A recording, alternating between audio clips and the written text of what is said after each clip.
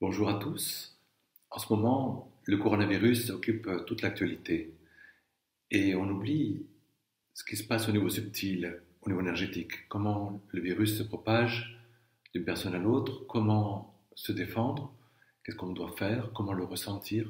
Et c'est vraiment la raison pour laquelle j'ai voulu faire cette vidéo pour pouvoir répondre à vos questions. Avant de commencer, il y a un concept important qu'il faut comprendre. Nous, êtres humains, nous avons une âme individuelle parce que au cours de l'évolution, nous nous sommes différenciés. Pour un être aussi petit qu'un virus, il n'y a pas, à proprement parler, d'âme individuelle, mais une âme groupe, une sorte d'âme collective pour l'ensemble d'un même virus. Alors bien sûr, chaque virus aura sa propre âme groupe qui va être colorée par une émotion qui nourrit cette âme groupe. Alors, il y a des virus qui sont nourris par la colère, d'autres par la tristesse. Et pour le cas du coronavirus, il est nourri par la peur. La peur des autres, la peur d'être rejeté, la peur de la solitude, la peur de ne pas être accepté, accueilli. Vous imaginez que dans les situations actuelles, bien sûr, nous avons fait le lit de cette âme groupe. C'est par ce lien à l'âme groupe que le virus tire la force qu'il a pour pouvoir ensuite contaminer l'ensemble du corps physique. Si notre défense immunitaire, si notre défense aurique permet de créer un bouclier qui empêche le virus de se connecter à son énergie parce que nous ne l'apportons pas en nous, alors le virus va soit ne pas rentrer, soit ne pas se développer. Vous savez que 80% des patients atteints du coronavirus ont pas ou peu d'effet sur leur corps. Donc, c'est important de comprendre que si nous gardons à l'esprit notre autonomie, notre façon d'être, notre relation à la Terre, le virus ne pourra pas se connecter avec cette âme groupe. Alors, il y a 3 symptômes qui permettent de détecter l'approche de cette âme groupe, d'une personne qui a été infectée ou d'un lieu qui porte encore la marque du coronavirus. Le premier signe, c'est le cœur qui le donne. Le cœur au niveau énergétique, c'est celui qui va permettre de développer notre système immunitaire énergétique. C'est lui qui va en quelque sorte créer le bouclier qu'est notre aura autour de notre corps.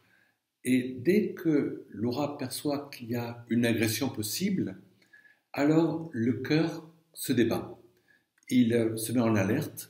La sensation souvent, c'est d'avoir une sorte de poids, comme d'avoir un caillou sur le cœur qui fait une pression. Ça n'empêche pas de respirer, mais simplement une sensation d'être un peu emprisonné dans la cage thoracique. Cette première sensation est une alerte très fiable pour quelqu'un qui est sensible, mais la plupart d'entre nous, nous ne nous en rendons même pas compte. C'est souvent là qu'intervient le deuxième signal, qui est encore plus marqué, qui est au niveau des jambes et des pieds.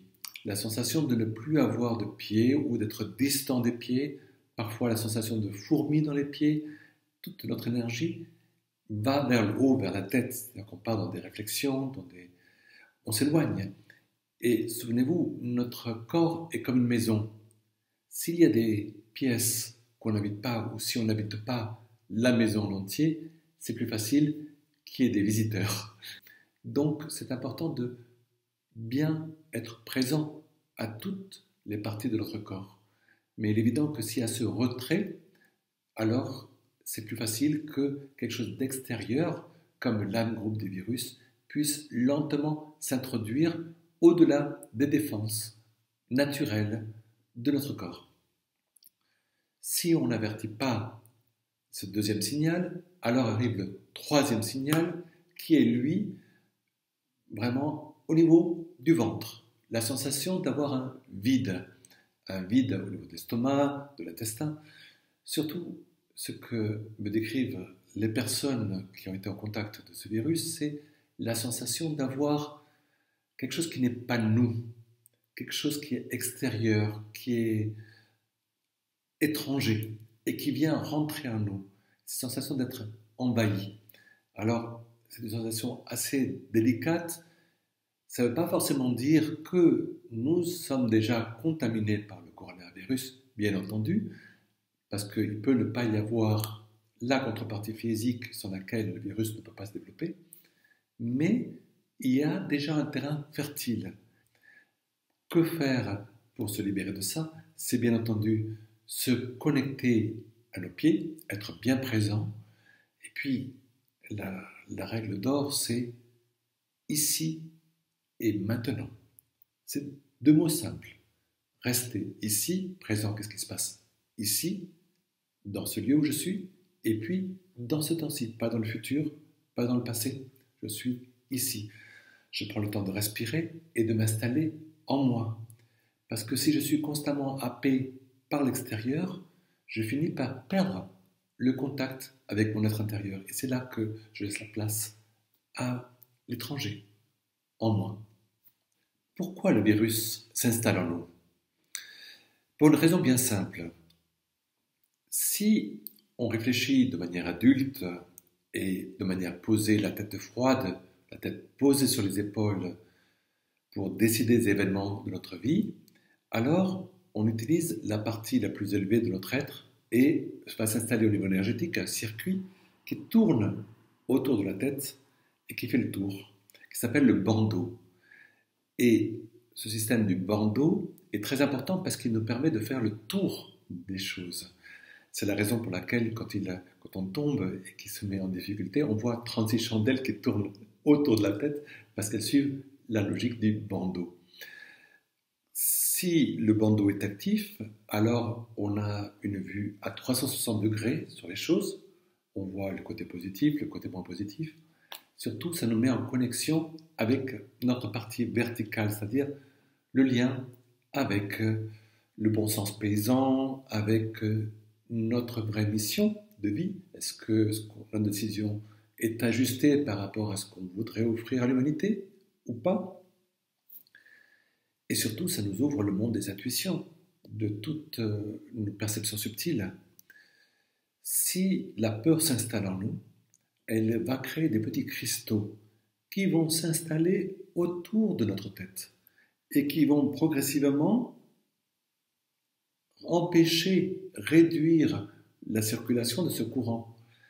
Si ces cristaux sont en nombre important, elles vont finir par tarir le courant d'énergie et on finit par réfléchir que par notre cerveau ancien, le cerveau reptilien, qui, lui, réagit simplement soit par l'agression, c'est-à-dire il y a une situation difficile, je vais m'énerver, soit par la fuite. Mais c'est quand même une régression pour notre humanité. Et c'est important de garder toujours, si possible, ouvert ce canal qui passe par le bandeau.